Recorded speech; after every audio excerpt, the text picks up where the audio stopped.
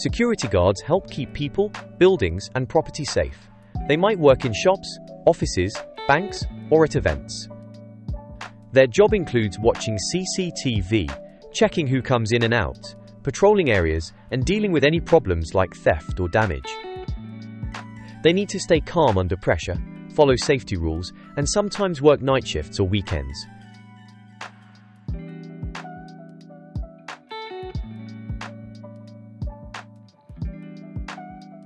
Security guards usually earn between £20,000 and £28,000 a year, depending on where they work and how much experience they have. Those working in high-risk areas, at night, or with extra responsibilities, can sometimes earn more. Some guards are paid hourly, especially if they work part-time or on temporary contracts.